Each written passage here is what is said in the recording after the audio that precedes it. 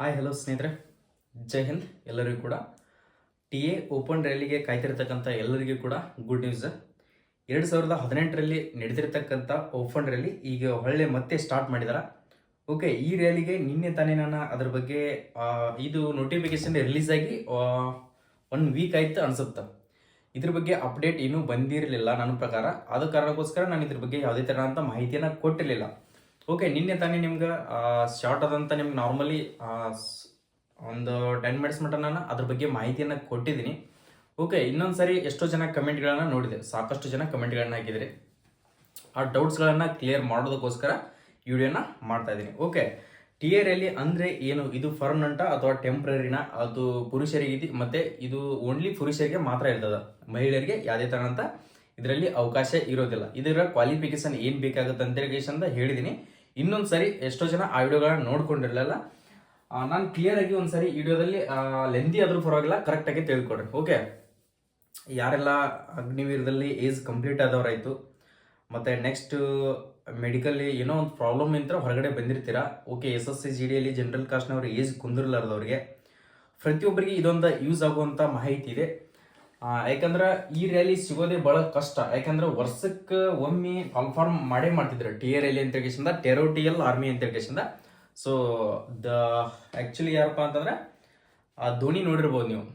Dhoni Chennai cricket ಟೀಮ್ನಲ್ಲಿ ಇರ್ತಕ್ಕಂಥವ್ರು ಧೋನಿಯವರು, ಅವರು ಟೆರೋಟಿಯಲ್ army. Okay, ಇಲ್ಲಿ ಬೇಕಾದ್ರೆ ಸೈಡ್ ಬ್ಯಾಚ್ ನೋಡ್ಕೊಂಡು ಅವ್ರದ್ದು ಟೆರೋಟಿಯಲ್ ಆರ್ಮಿ ಅಂತ ಬಂದಿದೆ. ಅವರು ಟೆರೋಟಿಯಲ್ ಆರ್ಮಿಯಲ್ಲಿ ಅವರು ಆಫೀಸರ್ ಆಗಿ ಸೆಲೆಕ್ಟ್ ಆಗಿರ್ತಕ್ಕಂಥವ್ರು.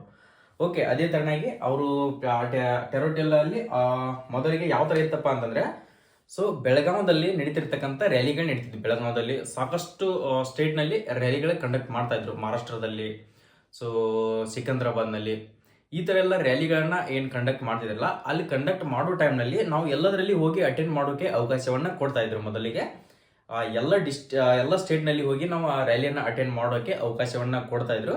ಈ ಸರಿ ಏನೇನು ಚೇಂಜಸ್ ಪ್ರೊಸೆಸನ್ನು ಯಾವ ಥರ ಮಾಡಿದಾರಪ್ಪ ಅಂತಂದ್ರೆ, 2 ವರ್ಷ ಆಯಿತು, ಅದೊಂದಾಯಿತು. ನೆಕ್ಸ್ಟ್ ಟಿ ಎ ರ್ಯಾಲಿಯನ್ನು ನಮ್ಮ ಕರ್ನಾಟಕದಲ್ಲಿ ಸೆಂಟರ್ಗಳಲ್ಲಿ ಬೇರೆ ಬೇರೆ ಸೆಂಟರ್ಗಳಲ್ಲಿ ಸೆಲೆಕ್ಟ್ ಮಾಡ್ತಾ ಇದ್ರು. ಪ್ಯಾರಾ ಸೆಂಟರ್ ಅಂತ ಇದೆ ಬೆಂಗಳೂರಲ್ಲಿ, ಪ್ಯಾರಾ ಕಮಾಂಡೋ ಅಂತ ಏನು ಅಂತೀವಲ್ಲ, ಆ ಪ್ಯಾರಾ ಕಮಾಂಡೋ ಸೆಂಟರ್ನಲ್ಲಿ ಟಿ ಎ ರ್ಯಾಲಿಯನ್ನು ತುಂಬಿಕೊಳ್ತಾ ಇದ್ರು. ನೆಕ್ಸ್ಟ್ ಮಹರ್ ರೆಜಿಮೆಂಟ್ ಅಂತ ಹೇಳ್ಕೇಶಂದ ಬೆಳಗಾವದಲ್ಲಿ, ಅಲ್ಲಿ ಕೂಡ ಕಂಡಕ್ಟನ್ನು ಮಾಡ್ತಾ ಇದ್ರು. ಗಾರ್ಡ್ ರೆಜಿಮೆಂಟ್ ಅಂತ ಹೇಳ್ಕೇಶಂದ ಅಲ್ಲಿ ಕೂಡ ಕಂಡಕ್ಟ್ ಅನ್ನ ಮಾಡ್ತಾ ಇದ್ರು. ಅಲ್ಲಿ ಕಂಡಕ್ಟ್ ಮಾಡುವಾಗ ಸೊ ಸಪರೇಟ್ ಆಗಿ ಪ್ಯಾರಾದಲ್ಲಿ ನೀವು ಟೆರೋಟಿಯಲ್ ಆರ್ಮಿಯಾಗಿ ಜಾಯ್ನ್ ಆಗ್ಬೋದಿತ್ತು. ನೆಕ್ಸ್ಟ್ ಮಹರ್ ರೆಜಿಮೆಂಟ್ ನಲ್ಲಿ ಕೂಡ ಟೆರೋಟಿಯಲ್ ಆರ್ಮಿ ಜಾಯ್ನ್ ಆಗ್ಬೋದಿತ್ತು. ಈ ಸರಿ ಏನ್ ಮಾಡಿದಾರಪ್ಪ ಅಂತಂದ್ರೆ, ಸೊ ಎಲ್ಲ ಸೆಂಟರ್ಗಳು, ಎಲ್ಲ ಫೋರ್ಸಸ್ಗಳನ್ನ, ಪ್ಯಾರಾ ಬಂತು, ಮಹರ್ ಬಂತು, ಗಾರ್ಡ್ ಬಂತು, ಇವೇನಿದಲ್ಲ ಇವೆಲ್ಲ ಸೆಂಟರ್ಗಳನ್ನ ಕೂಡಿ ಒಂದೇ ತರದಲ್ಲಿ ಕಂಡಕ್ಟ್ ಅನ್ನ ಮಾಡ್ತಾ ಇದಾರೆ. ಓಕೆ, ಒಂದೇ ತರದಲ್ಲಿ ಅಂದ್ರೆ ಈಗ ಬೆಳಗಾವದಲ್ಲಿ ರಾಷ್ಟ್ರೀಯ ಸ್ಕೂಲ್ ಅಂತ ಹೇಳಿ ಒಂದು ಗ್ರೌಂಡ್ ಇದೆ.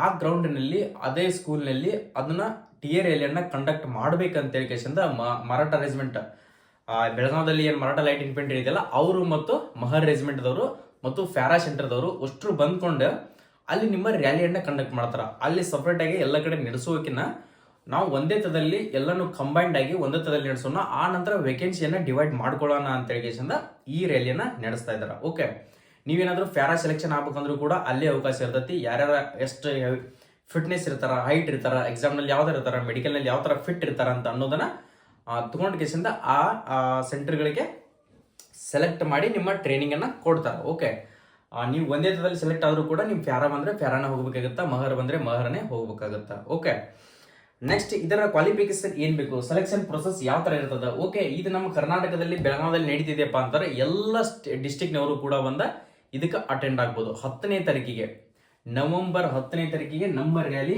ಅಂದ್ರೆ ಸ್ಟಾರ್ಟ್ ಆಗೋ ರ್ಯಾಲಿ ಯಾವಾಗಪ್ಪ ಅಂತಂದ್ರೆ 4ನೇ ತಾರೀಕಿಗೆ ರ್ಯಾಲಿ ಸ್ಟಾರ್ಟ್ ಆಗುತ್ತೆ. 4ನೇ ತಾರೀಕಿಗೆ ರ್ಯಾಲಿ ಸ್ಟಾರ್ಟ್ ಆದ್ರೆ ಸೊ ಬೇರೆ ಬೇರೆ ಸ್ಟೇಟ್ಗಳಿಗೆ ಮಾತ್ರ ಕೊಟ್ಟಿದಾರ. ನಮ್ಮ ಸ್ಟೇಟಿಂದ ಯಾವಾಗಪ್ಪ ಅಂತಂದ್ರೆ 10ನೇ ತಾರೀಕಿಗೆ, ನವೆಂಬರ್ 10ನೇ ತಾರೀಕಿಗೆ ನಮ್ಮ ರ್ಯಾಲಿ ಕಂಡಕ್ಟ್ ಮಾಡ್ತಾರ. ಕರ್ನಾಟಕದ ನವೆಂಬರ್ 10ನೇ ತಾರೀಕಿಗೆ ರ್ಯಾಲಿ ಇರ್ತದೆ. ಈ ರ್ಯಾಲಿಗೆ ಹೋಗ್ಬೇಕಾದ್ರೆ ಡಾಕ್ಯುಮೆಂಟ್ಗಳು ಏನೇನು ಬೇಕಾಗ್ತಾವೆ, ಸೊ ಎಲ್ಲರೂ ಕೂಡ ಇದಕ್ಕೆ ಆನ್ಲೈನ್ ಮುಖಾಂತರ ಅರ್ಜಿಯನ್ನ ಸಲ್ಲಿಸುವ ಅವಕಾಶ ಇರೋದಿಲ್ಲ. ಟೋಟಲಿ ಆಗಿ 4 ಜೂನ್ ಇರ್ತಾವೆ, ಅಂದ್ರೆ ಜೂನ್ ವೈಸ್ ಇರ್ತಾವೆ. ಹೆಂಗಂತಂದ್ರ ಸೊ ನೀವು ಈಗ ನಮ್ಮ ಕರ್ನಾಟಕದ 1 ಜೂನ್ ಇದೆ. ಓಕೆ, ಉತ್ತರ ಪ್ರದೇಶ ಕಡೆ 1 ಜೂನ್ ಇರ್ತೈತಿ. ಈ ತರ ಸೌತ್, ನಾರ್ತ್, ಈಸ್ಟ್, ವೆಸ್ಟ್ ಈ ತರ ಏನಿರ್ತಾವಲ್ಲ ಪ್ರತಿಯೊಂದು ಕಡೆನೂ 1 ಜೂನ್ಗಳನ್ನ ಮಾಡಿರ್ತಾರ.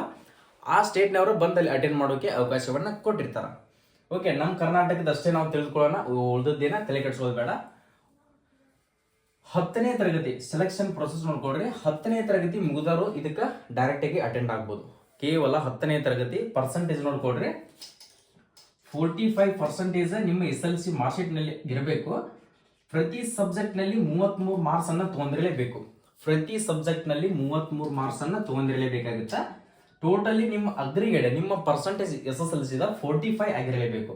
ಓಕೆ, ನೆಕ್ಸ್ಟ್ 8th ಮೇಲೆ ಕೂಡ ಇದಕ್ಕೆ ಅರ್ಜಿಗಳನ್ನ ಸಲ್ಲಿಸಬಹುದು. ಓಕೆ, 8th ಮೇಲೆ ಕೂಡ ಹಾಕ್ನವರ 8th ಮೇಲೆ ಟ್ರೇಡ್ಸ್ಮನ್ ಹುದ್ದೆಗಳನ್ನ ಅದರಲ್ಲಿ ಕೂಡ ಇದಾವೆ, ಅದನ್ನು ಕೂಡ ಹಾಕ್ಬೋದು. ಮತ್ತೆ 12th ಮೇಲೆ ನಿಮ್ಮ ಸರ್ಟಿಫಿಕೇಟ್ ಗಳನ್ನ ತಗೊಂಡೋದ್ರೆ ನೀವು ಕ್ಲರ್ಕ್ ಪೋಸ್ಟ್ ಕೂಡ ಕಾಲ್ಫರ್ ಮಾಡಿದ್ರೆ ಕ್ಲರ್ಕ್ ನಲ್ಲಿ ಕೂಡ ಜಾಯಿನ್ ಆಗುವಂತ ಸಾಧ್ಯತೆ ಇದರಲ್ಲಿ ಇರ್ತದೆ.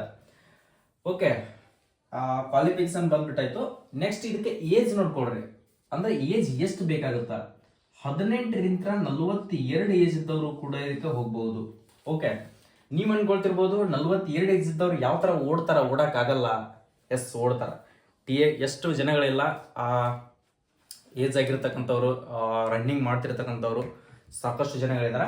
ಇಲ್ಲಿ ಏನ್ ಮಾಡ್ತಾರಪ್ಪ ಅಂದ್ರೆ ಒಂದ್ ಸ್ವಲ್ಪ ಹೈ ಏಜ್ ಆದವ್ರಿಗೆ ಅವ್ರನ್ನ ಬೇರೆಗೆ ಅವ್ರದೊಂದು ಗ್ರೂಪ್ ಮಾಡಿ ಅವ್ರನ್ನ ಬೇರೆ ರನ್ನಿಂಗ್ ಅನ್ನ ಬಿಡುವಂತ ಚಾನ್ಸಸ್ ಇರ್ತದೆ. ಯಾಕಂದ್ರೆ 2018ರಲ್ಲಿ ರ್ಯಾಲಿ ನಡೆದಿರ್ತಕ್ಕಂಥದ್ದು ಮಾಹಿತಿಯನ್ನ ನಾನು ನೋಡಿದ್ದೀನಿ ಕಣ್ಣಾರೆ, ಆದ ಕಾರಣಕ್ಕೋಸ್ಕರ ನಾನು ನಿಮ್ಗೆ ಹೇಳ್ತಾ ಇದ್ದೀನಿ. ನೆಕ್ಸ್ಟ್ NCC ಸರ್ಟಿಫಿಕೇಟ್ ಮತ್ತು ನಿಮ್ಮ ಫಾದರ್ ಅಂಡ್ ಬ್ರದರ್ ಯಾರಾದರೂ ರಿಲೇಷನ್ ಸರ್ಟಿಫಿಕೇಟ್ ಇದ್ರೆ ಕಂಪಲ್ಸರಿ ಆಗಿ ತಗೊಂಡು ಹೋಗ್ಬೇಕಾಗುತ್ತಾ. ಓಕೆ, ಸೆಲೆಕ್ಷನ್ ಪ್ರೊಸೆಸ್ ಆಯ್ತು, ಏಜ್ ಬಂದ್ಬಿಟ್ಟಾಯ್ತು. ಈಗ ನೋಡ್ಕೊಂಡ್ರೆ ಸೆಲೆಕ್ಷನ್ ಪ್ರೊಸೆಸ್ ಅನ್ನು ಪ್ರತಿಯೊಂದು ಹೇಳ್ತಾ ಹೋಗ್ತೀನಿ. ಫಸ್ಟ್ಗೆ ಏನ್ ಇರ್ತಪ್ಪ ಅಂತಂದ್ರೆ ನಿಮ್ದು ಎಂಟ್ರೆನ್ಸ್ ಅಂದ್ರೆ ಮಾರ್ನಿಂಗ್ 5 ಗಂಟೆಗೆ ರಿಪೋರ್ಟಿಂಗ್ ಟೈಮಿಂಗ್ ಸ್ಟಾರ್ಟ್ ಆಗುತ್ತೆ. 5 ಗಂಟೆ ಅಂತ ಕೊಟ್ಟಿದ್ದಾರೆ ಅವರು. ಅವ್ರ ರಿಪೋರ್ಟಿಂಗ್ ಸ್ಟಾರ್ಟ್ ಆಗೋದ ನಸಕ್ನಾಗ 3 ಗಂಟೆಗೆ ಎಂಟ್ರಿ ಸ್ಟಾರ್ಟ್ ಆಗಿಬಿಡುತ್ತೆ. 3 ಗಂಟೆಗೆ ಒಳಗಡೆ ತಗೊಳಕತ್ತಿದ್ರಪ್ಪ ಅಂತಂದ್ರೆ ನಿಮ್ದು ಫಸ್ಟ್ಗೆ ಓದ್ಬಿಟ್ಲೇನ ಡಾಕ್ಯುಮೆಂಟ್ಗಳನ್ನ ಚೆಕ್ ಮಾಡ್ತಾರೆ. ಓಕೆ, ಡಾಕ್ಯುಮೆಂಟ್ಗಳು ಏನೇನು ಬೇಕಾಗ್ತವೆ ಕರೆಕ್ಟಾಗಿ ತಿಳ್ಕೊಡ್ರಿ. ಒಂದ್ಸರಿ ರಫ್ ಶೀಟ್ನಲ್ಲಿ ನೋಟ್ ಮಾಡ್ಕೊಡ್ರಿ, ಪರವಾಗಿಲ್ಲ. SSLC ಮಾರ್ಕ್ಸ್ ಕಾರ್ಡ್ ಕಂಪಲ್ಸರಿಯಾಗಿ ಒರಿಜಿನಲ್ಲೇ ಬೇಕಾಗುತ್ತೆ. SSLC marks card. Next PUC ಇದ್ರೆ PUC ಮಾರ್ಕ್ಸ್ ಕಾರ್ಡು. 8th ಮೇಲೆ ಹೊಕ್ಕಿನಂದ್ರೆ 8th marks card. Next Aadhaar card ಮತ್ತು SSLC ಮಾರ್ಕ್ಸ್ ಕಾರ್ಡ್ನಲ್ಲಿ ನೇಮ್ ಸೇಮ್ ಟು ಸೇಮ್ ಇರಬೇಕಾಗುತ್ತೆ. ಏನಾದರೂ ಮಿಸ್ ಮ್ಯಾಚ್ ಇದ್ರೆ ಸೊ ನಿಮ್ಮನ್ನ ಡೈರೆಕ್ಟ್ ಆಗಿ ಹೊರಗಡೆ ಹಾಕುವಂತ ಚಾನ್ಸಸ್ ಇರ್ತದೆ. Next domicile certificate. Domicile certificate ಅಂತ ಹೇಳಿ ಗೊತ್ತಿರಬಹುದು, ರೆಸಿಡೆನ್ಷಿಯಲ್ ಡೊಮೆನ್ಷಿಯಲ್ ಅಂತ ಹೇಳಿ. ಇವೆರಡು ಸರ್ಟಿಫಿಕೇಟ್ ಅನ್ನ ನಿಮ್ಮ ಹತ್ರ ಇರಲಿಲ್ಲ ಅಂದ್ರೆ, ನಿಮ್ಮ ಹತ್ರ ವ್ಯಾಲಿಡಿಟಿ ಮುಗಿದಿತ್ತಂದ್ರೆ ಕಂಪಲ್ಸರಿಯಾಗಿ ತೆಗೆದಿಟ್ಟುಕೊಳ್ಳೇಬೇಕಾಗುತ್ತಾ. ಓಕೆ, ನಾವು ಕರ್ನಾಟಕದ ಅನ್ನಾಕ ನಾವು ಇದೇ ಡಿಸ್ಟಿಕ್ನವ್ರ ಅನ್ನಾಕ ಪ್ರೂಫ್ ಬೇಕಲ್ಲ, ನಿವಾಸ ಪ್ರಮಾಣ ಪತ್ರ ಅಂತ ಹೇಳಿ. ಆದ ಕಾರಣಕ್ಕೋಸ್ಕರ ಇಂಗ್ಲಿಷ್ನಲ್ಲಿ ರೆಸಿಡೆನ್ಷಿಯಲ್ ಡೊಮೆನ್ಷಿಯಲ್ ಸರ್ಟಿಫಿಕೇಟ್ ಅನ್ನು ಕಂಪಲ್ಸರಿಯಾಗಿ ತೆಗೆದಿಟ್ಕೊಳ್ರಿ. ನೆಕ್ಸ್ಟ್ ಕಾಸ್ಟ್ ಇನ್ಕಮ್ ಸರ್ಟಿಫಿಕೇಟ್ ಅನ್ನ ಇಂಗ್ಲಿಷ್ನಲ್ಲೇ ತೆಗೆಸಿಟ್ಕೊಳ್ರಿ. ಓಕೆ, ಕಾಸ್ಟ್ ಇನ್ಕಮ್ ಸರ್ಟಿಫಿಕೇಟ್ ಅನ್ನ ಇಂಗ್ಲಿಷ್ನಲ್ಲೇ ಬೇಕಾಗುತ್ತಾ. Next 20 photos 20 ಫೋಟೋಸ್ಗಳನ್ನ ಕಂಪಲ್ಸರಿಯಾಗಿ ತೆಗೆದುಕೊಳ್ರಿ. ಮತ್ತು ಅನ್ಮ್ಯಾರಿಡ್ ಕ್ಯಾರೆಕ್ಟರ್ ಸರ್ಟಿಫಿಕೇಟ್ ನಿಮ್ಮ ನಿಯರೆಸ್ಟ್ ಆಗಿರ್ತಕ್ಕಂಥ ನಿಮ್ಮ ಪಂಚಾಯತಿ ಯಾವ್ದು ಬರ್ತಲ್ಲ ಅಲ್ಲಿ ತೆಗೆದುಕೊಡ್ತಾರೆ. ಆ ಫಾರ್ಮ್ಗಳನ್ನು ಹೋಗಿ ಫಿಲ್ ಮಾಡ್ಕೊಡ್ರಿ. ಡಾಕ್ಯುಮೆಂಟ್ಗಳೇ ಸಾಕಷ್ಟು ಡೌಟ್ ಇತ್ತು ಡಾಕ್ಯುಮೆಂಟ್ಸ್ ಸಂಬಂಧ. ಸೊ ಇವೆಲ್ಲ ಡಾಕ್ಯುಮೆಂಟ್ಗಳು ಕಂಪಲ್ಸರಿಯಾಗಿ ಬೇಕಾಗಿರ್ತಾವೆ, ತೆಗೆದಿಟ್ಕೊಳ್ರಿ. ಡಾಕ್ಯುಮೆಂಟ್ಗಳ ಬಗ್ಗೆ ಇಷ್ಟು ಮಾಹಿತಿಯನ್ನು ಕೊಟ್ಟಿದ್ದೀನಿ. ಓಕೆ, ಈ ಬಗ್ಗೆ ಕಂಪಲ್ಸರಿಯಾಗಿ ಬೇಕೇ ಬೇಕು. ನೆಕ್ಸ್ಟ್ ಇದರಲ್ಲಿ ಇನ್ನೊಂದು ಏನಪ್ಪಾ ಅಂದ್ರೆ ಡಾಕ್ಯುಮೆಂಟ್ಗಳ ಬಗ್ಗೆ ಆಯಿತು. ಮತ್ತು ನಿಮ್ದು ಏನಾದರೂ NCC ಸರ್ಟಿಫಿಕೇಟ್ ಇದ್ರೆ NCC A B C ಯಾವುದೇ ಒಂದು ಸರ್ಟಿಫಿಕೇಟ್ ಇದ್ರೂ ಕೂಡ ಅದನ್ನು ತೊಗೊಂಡು ಹೋಗಬೇಕಾಗುತ್ತೆ. ನಿಮ್ಮ ಫಾದರ್ ಬ್ರದರ್ ಯಾರಾದರೂ ರಿಲೇಷನ್ ಇದ್ರೆ, ಓಕೆ, ನಿಮ್ಮ ಸ್ವಂತ ಅಣ್ಣ ಅಥವಾ ತಮ್ಮ ಯಾರಾದರೂ ಇದ್ರೆ, ಮತ್ತು ನಿಮ್ಮ ನೆಕ್ಸ್ಟ್ ಫಾದರ್ ಇದ್ರೆ, ನಿಮ್ಮ ಫಾದರ್ ಎಕ್ಸ್ ಸರ್ವಿಸ್ ಮ್ಯಾನ್ ಆಗಿರಲಿ ಸರ್ವಿಸ್ ಮ್ಯಾನ್ ಇರಲಿ, ಅವ್ರ ರಿಲೇಷನ್ ಸರ್ಟಿಫಿಕೇಟ್ ಇದ್ರೆ ಅದನ್ನೆಲ್ಲ ತೊಗೊಂಡೋದ್ರೆ ಇದರಲ್ಲಿ ಒಳ್ಳೆಯ ಅಪಾರ್ಚುನಿಟಿಗಳು ಇದರಲ್ಲಿ ಕೂಡ ಸಿಗ್ತಾವು. ಓಕೆ, ಮೊದಲಿಗೆ ನಿಮ್ದು ಡಾಕ್ಯುಮೆಂಟ್ಗಳನ್ನ ಚೆಕ್ ಮಾಡ್ತಾರೆ. ಚೆಕ್ ಮಾಡಿದ ನಂತರ ಡೈರೆಕ್ಟ್ ಒಂದು ಹೈಟಿಂದ ಮೆಜರ್ಮೆಂಟ್ಗೆ ಇಟ್ಟಿರ್ತಾರೆ, ಹೈಟ್ ಅಂತ ಇಟ್ಟಿರ್ತಾರೆ. ಸೊ ಈ ತರ ಹೈಟಿಂದ ಇಟ್ಟಿರ್ತಾರೆ. ಡೈರೆಕ್ಟ್ ಆಗಿ ನಿಮ್ಗೆ ಇಲ್ಲಿ ಇದಕ್ಕೆ ತಲೆ ಟಚ್ ಆಯ್ತಪ್ಪ ಅಂತಂದ್ರೆ ಒಳಗಡೆ ಎಂಟ್ರಿ ಮಾಡ್ತಾರೆ. ಆಲ್ಮೋಸ್ಟ್ ಅಲ್ಲಿ ಎಷ್ಟು ಹೈಟ್ ಇದೆಯಪ್ಪ ಅಂತಾರ 160 ಸೆಂಟಿಮೀಟರ್. ಎಲ್ಲರೂ ಕೂಡ ಆಲ್ಮೋಸ್ಟ್ ಅಲ್ಲಿ ಎಲ್ಲರೂ ಕೂಡ ಹೈಟ್ ಇದ್ದೇ ಇರ್ತಾರೆ. 160 ಸೆಂಟಿಮೀಟರ್ ಹೈಟ್ ಪ್ರತಿಯೊಬ್ಬರು ಕೂಡ ಹೈಟ್ ನಲ್ಲಿ ಪಾಸ್ ಆಗಿ ಆಗ್ತೀರಿ. ಹೈಟ್ ಬಗ್ಗೆ ತಲೆ ಕೆಡಿಸ್ಕೊಳ್ಬೇಡ್ರಿ. ನೆಕ್ಸ್ಟ್ ಒಳಗಡೆ ಎಂಟ್ರಿ ಆದ್ಮೇಲೆ ಹೈಟ್ ತಗೊಂಡ್ಮೇಲೆ ನಿಮ್ನ ಗ್ರೂಪ್ ಮಾಡ್ತಾರೆ. ಗ್ರೂಪ್ ಅಂದ್ರೆ ಮೊದಲಿಗೆ 2018ರಲ್ಲಿ ಯಾವ ತರ ಇತ್ತಪ್ಪ ಅಂತಾರೆ 500 ಮಂದಿಗಳನ್ನ ಬ್ಯಾಚ್ ಮಾಡ್ತಾ ಇದ್ರು.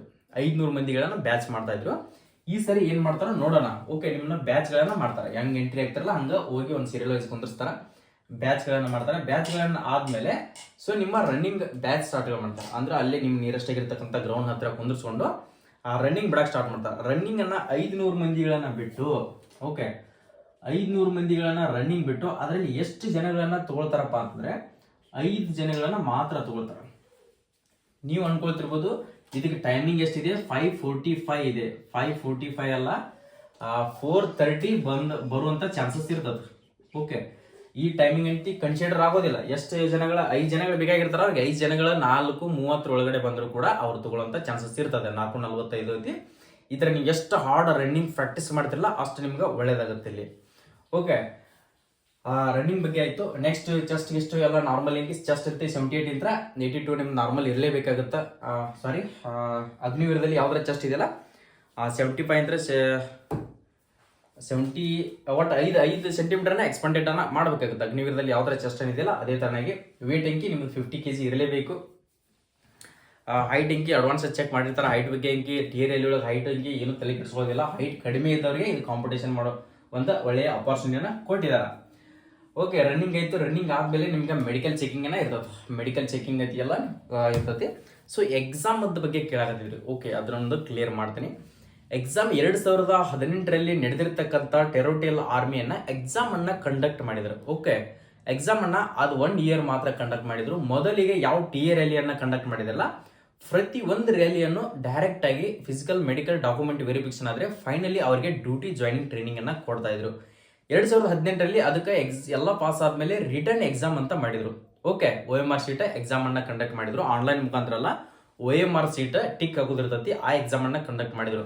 ಈ ಸರಿ ಎಕ್ಸಾಮ್ ಇದೆಯೋ ಇಲ್ಲೋ ಅಂತ ಹೇಳಿಕೆಶಂದ ಏನು ಕನ್ಫರ್ಮ್ ಆಗ್ತಾ ಇಲ್ಲ. ಸೊ ಕನ್ಫರ್ಮ್ ಆದರೆ ನಾನು ಅದ್ರ ಬಗ್ಗೆ 100% ರಿಯಾಲಿಟಿಯನ್ನು ಕೊಡ್ತೀನಿ. TRL ಯಾರ್ಯಾರೆಲ್ಲ ಟ್ರೈ ಮಾಡ್ತಾ ಇದ್ರಲ್ಲ, ನಾನು ನಿಮ್ಮ ಜೊತೆ ಸಪೋರ್ಟ್ ಇರ್ತೀನಿ. ಎನಿ ಟೈಮ್ ಏನೋ ಡೌಟ್ಸ್ಗಳಿದ್ರೆ ನಾನು ಅದಕ್ಕೆ ಕ್ಲಿಯರನ್ನು ಮಾಡ್ತೀನಿ. ಎಕ್ಸಾಮ್ ಬಗ್ಗೆ ಆಯಿತು. ನಿಮ್ಮದು ಸೆಲೆಕ್ಷನ್ ಪ್ರೊಸೆಸನ್ನು ನಾನು ಆಲ್ಮೋಸ್ಟ್ ಅಲ್ಲಿ ಕ್ಲಿಯರ್ ಮಾಡಿದೆ, ಡಾಕ್ಯುಮೆಂಟ್ಗಳನ್ನು ಕ್ಲಿಯರ್ ಮಾಡಿದೆ. ಓಕೆ, ಎಲ್ಲ ಡಿಸ್ಟ್ರಿಕ್ಟ್ನವರು ಕೂಡಿ ಹೋಗಿ ಅಟೆಂಡ್ ಮಾಡ್ಬೋದು. 10ನೇ ತಾರೀಕಿಗೆ, ನವೆಂಬರ್ 10ನೇ ತಾರೀಕಿಗೆ ರ್ಯಾಲಿ ಇರ್ತದೆ ಬೆಳಗಾವದಲ್ಲಿ. ಹೋಗಿ ಎಲ್ಲರೂ ಕೂಡ ಎಲ್ಲ ಡಿಸ್ಟ್ರಿಕ್ಟ್ನವರು ಕೂಡ ಇದಕ್ಕೆ ಹೋಗಿ ಅಟೆಂಡ್ ಆಗೋಕ್ಕೆ ಅವಕಾಶ ಇರ್ತದೆ.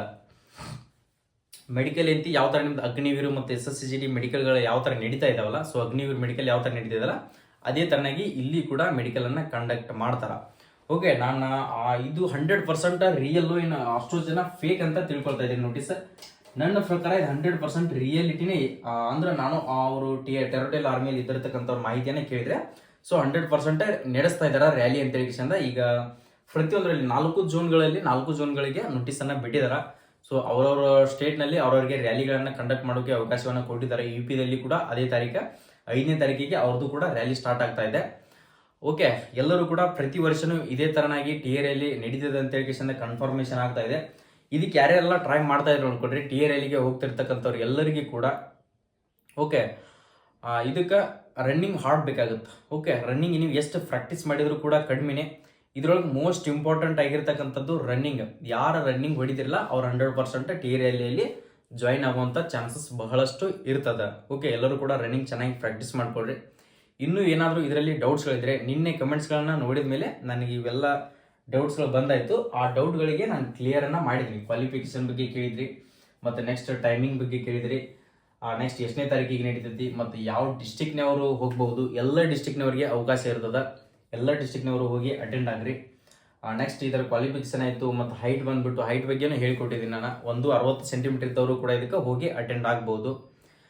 ನೆಕ್ಸ್ಟ್ ಎಕ್ಸಾಮ್ ಇರುತ್ತೋ ಇಲ್ಲೋ ಅಂತ ಹೇಳಿ ಅದನ್ನು ಕೂಡ ಕನ್ಫರ್ಮ್ ಮಾಡಿದ್ದೀನಿ. ಎಕ್ಸಾಮ್ ಬಗ್ಗೆ ಇನ್ನೂ ಇನ್ಫಾರ್ಮೇಷನ್ ಬಂದಿಲ್ಲ, ಕನ್ಫರ್ಮ್ ಐತೋ ಇಲ್ಲೋ ಅಂತ ಹೇಳಿ ಅದು ಬಂದರೆ, ಸೊ ಟೆರೋಟಿಯಲ್ ಆರ್ಮಿಯಲ್ಲಿ ಯಾವುದೇ ಒಂದು ಇನ್ಫಾರ್ಮೇಷನ್ಗಳು ಬಂದರೆ, ಸೊ ಇದಕ್ಕೆ ಯಾವುದೇ ಥರನಂತ ಆನ್ಲೈನ್ ಮುಖಾಂತರ ಅರ್ಜಿಯನ್ನು ಹಾಕೋ ಅವಶ್ಯಕತೆ ಇರೋದಿಲ್ಲ. ಇವೆಲ್ಲ ಡಾಕ್ಯುಮೆಂಟ್ಗಳನ್ನ ತೊಗೊಂಡು ಹೋಗಿ ರ್ಯಾಲಿಗೆ ನೀವು ಅಟೆಂಡ್ ಆಗಬೇಕಾಗುತ್ತೆ. ಓಕೆ, ಈ ರ್ಯಾಲಿಗೆ ಅಟೆಂಡ್ ಆಗಬೇಕಾದ್ರೆ ನಿಮ್ಗೆ ಅಡ್ರೆಸ್ಸನ್ನು ಎಲ್ಲಿ ಕೊಟ್ಟಿದ್ದಾರಪ್ಪ ಅಂತಂದ್ರೆ, ರಾಷ್ಟ್ರೀಯ ಮಿಲಿಟರಿ ಸ್ಕೂಲ್ ಗ್ರೌಂಡ್ ಬೆಳಗಾವಿ ಅಂತ ಹೇಳ್ಕೇಸಿಂದ ಕೊಟ್ಟಿದ್ದಾರೆ. ಯಾವುದಪ್ಪ ಅಂತಂದ್ರೆ ರಾಷ್ಟ್ರೀಯ ಮಿಲಿಟರಿ ಸ್ಕೂಲ್ ಗ್ರೌಂಡ್ ಬೆಳಗಾವಿ ಅಂತ ಹೇಳ್ಕೇಸಿಂದ.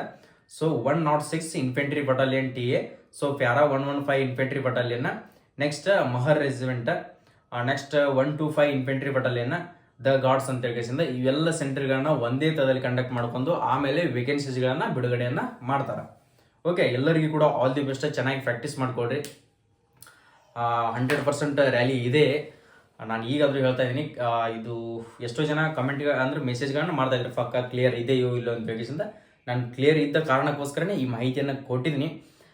ಬೇಕಾದರೆ ನಿಮ್ಗೆ ಕಾಲ್ ಮಾಡಿ, ನೀವು ಯಾರಾದರೂ ಪರಿಚಯ ಇದ್ದರೆ ಡಿಫೆನ್ಸ್ ಹೋಲ್ಡರ್ ಐತಿ ಅವ್ರಿಗೆಲ್ಲ ನೀವು ಕಾಂಟ್ಯಾಕ್ಟ್ ಮಾಡಿ ನೀವು ಕೂಡ ಅದ್ರ ಬಗ್ಗೆ ಇನ್ಫಾರ್ಮೇಷನ್ಗಳನ್ನ ತೊಗೋಬೋದು. ಇದ್ರ ಯಾವುದೇ ಡೇ ಟು ಡೇ ಇನ್ಫಾರ್ಮೇಷನ್ ಬಂದರೂ ಆಯಿತು, ಆಫಿಷಿಯಲ್ ವೆಬ್ಸೈಟ್ ಮುಖಾಂತರ ಏನು ಡೀಟೇಲ್ ಇದು ನ್ಯೂಸ್ ಪೇಪರ್ನಲ್ಲಿ ಕೂಡ ಬಂದಿದೆ. ಸೊ ಅವರು ಸೆಂಟ್ರಿಗಳಲ್ಲಿ ನೋಟಿಸ್ ಕೂಡ ಹಚ್ಚಿದಾರಂತೆ. ಸೊ ಅದು ಕೂಡ ಇನ್ಫಾರ್ಮೇಷನ್ಗಳು ಅಂದ್ರೆ UP ಸೈಡ್ ಐತಿ ಎಲ್ಲ ಇನ್ಫಾರ್ಮೇಷನ್ಗಳು ಅದೇ ತರನಾಗಿ ಬರ್ತಾ ಇದಾವೆ. ಓಕೆ, ಎಲ್ಲರೂ ಕೂಡ ನಡೆದ್ರೆ ನಡೀತಾ ಇದೆ. ಚೆನ್ನಾಗಿ ರನ್ನಿಂಗ್ ಅನ್ನ ಪ್ರಾಕ್ಟೀಸ್ ಮಾಡ್ಕೊಡ್ರಿ. 100% ನಾನೇ ಕೊಡ್ತಾ ಇದ್ದೀನಿ. ಈ ರ್ಯಾಲಿ 100% ನಡೀತದ.